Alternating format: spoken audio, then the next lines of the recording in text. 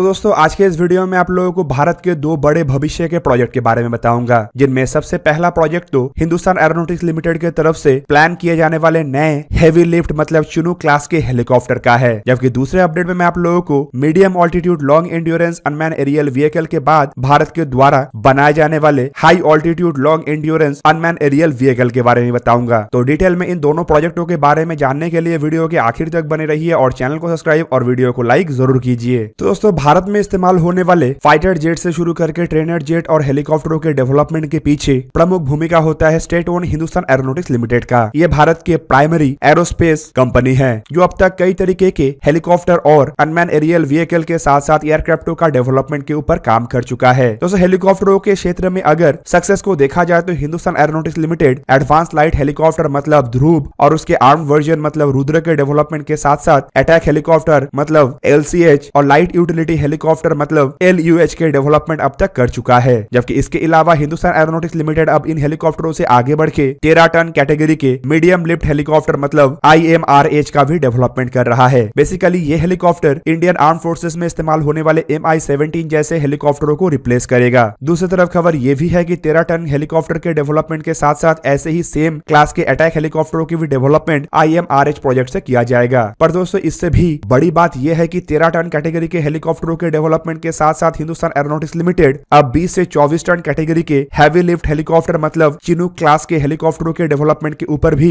काम करने का प्लान बना रहा है। दोस्तों असल में इस बात का जानकारी हिंदुस्तान एरोनॉटिक्स लिमिटेड के managing director doctor R Madhavan की तरफ से दिया गया है और उन्होंने बिजनेस टेंडर को ये कंफर्म किए कि हिंदुस्तान एरोनॉटिक्स लिमिटेड अब IMRH मतलब इंडियन मल्टी रोल हेलीकॉप्टर के प्रोजेक्ट से आगे बढ़ के सोच विचार कर रहा है और हिंदुस्तान एरोनॉटिक्स लिमिटेड इसे लेके आर्म फोर्सेस के साथ डिस्कस भी करेगा। हेलीकॉप्टरों के कॉन्फ़िगरेशन को डिसाइड करने से पहले ये डिस्कस होगा, पर उनके द्वारा कंफर्म किया गया कि ये IMRH प्रोजेक्ट से आगे होगा, मतलब वजन के कैटेगरी में ये IMRH से ऊपर होगा। बेसिकली दोस्तों ये बोइंग CH-47 या फिर MI-26 हेवी लिफ्ट हेलीकॉप्टरों के कैटेगरी का होगा और एक बड़े आर्म फोर्सेस होने की वजह से इंडिया को ऐसे खुद के इंडिजीनियस हेवी लिफ्ट हेलीकॉप्टरों का भी काफी अधिक आवश्यकता था। दोस्तों हेवी लिफ्ट हेलीकॉप्टर खाली ट्रूप ट्रांसपोर्ट के लिए इस्तेमाल नहीं होता है, बल्कि लंबे दूरी तक उड़ान भरने में सक्षम ऐसे हेलीकॉप्टर भारी भरकम पेलोड को भी ले जा सकता है। इवन आर्टिलरी जैसे इक्विपमेंटों को एक जगह से दूसरी जगह ले जाने के लिए जहाँ पे मीडियम लिफ्ट हेलीकॉप्टर कारगर नहीं होता है तो वहीं पे हैवी लिफ्ट हेलीकॉप्टर ही काम आता है। दोस्तों एक्सपेक्ट किया यह भी जा रहा है कि ये चिनूक या फिर MI-26 जैसे हेलीकॉप्टरों से एक जनरेशन आगे होगा। इवन डिजाइन में भी शायद इन दोनों हेलीकॉप्टरों से आगे बढ़ के कोई फ्यूचरिस्टिक डिजाइन हो, क्योंकि इससे पहले हिंदुस्तान एरोनॉटिक्स लिमिटेड के कुछ अधिकारियों की तरफ से खुलासा किया गया था कि IMRH प्रोजेक्ट के बाद भारत कोएक्साइल रोटेटर और पुश रोटेटर वाले हेलीकॉप्टरों के ऊपर काम कर सकता है, मतलब एक साथ दो रोटेटर वाले हेलीकॉप्टर जो कि दोनों ही ऑपोजिट डायरेक्शन में मूव करता हो, ताकि हेलीकॉप्टर के इंजन के टोटल क्षमता को हेलीकॉप्टरों को लिफ्ट करने में इस्तेमाल किया जा सके, जैसे कि रशियन कमोफ हेलीकॉप्टर में होता है। इवन इससे आगे बढ़ के जो पुश रोटेटर का इस्तेमाल का बात कहा जा रहा है वो बेसिकली हेलीकॉप्टर के रफ्तार को और बढ़ाने में मददगार होगा, मतलब एयरक्राफ्टों में इस्तेमाल होने वाले प्रोपेलर जैसे ही एक रोटेटर जो हेलीकॉप्टर को हवा में सामने की तरफ धकेलेगा। दोस्तों खाली इतना नहीं बल्कि हिंदुस्तान एरोनॉटिक्स लिमिटेड अगर हैवी लिफ्ट कैटेगरी के हेलीकॉप्टरों के डेवलपमेंट को सही तरीके से कर पाता है तो ये भारत के लिए एक बहुत बड़ा अचीवमेंट होगा, क्योंकि इसके बाद भारत के पास लगभग हर तरीके के रोल के हेलीकॉप्टर होगा, जैसे कि कम संख्या के ट्रूप्स को या कम वजन को कैरी करने के लिए लाइट यूटिलिटी हेलीकॉप्टर से लेके इससे थोड़ा वजन को कैरी कर सकने के लिए एडवांस लाइट हेलीकॉप्टर, फिर मीडियम लिफ्ट के लिए IMRH और हैवी लिफ्ट के लिए इस तरीके के हैवी लिफ्ट हेलीकॉप्टर। पर कोएक्साइल रोटेटर और पुश रोटेटर वाले जो कॉन्सेप्ट को दर्शाया जा रहा है वो अगर सही तरीके से काम करता है तो भारत इसका इस्तेमाल करके तेज रफ्तार वाले छोटे हेलीकॉप्टरों का भी डेवलपमेंट कर सकेगा, जो भविष्य में एक फ्यूचरिस्टिक हेलीकॉप्टर होने के साथ साथ ध्रुव हेलीकॉप्टरों के रिप्लेसमेंट के लिए भी इस्तेमाल कर सकता है। मतलब इंडिया के जो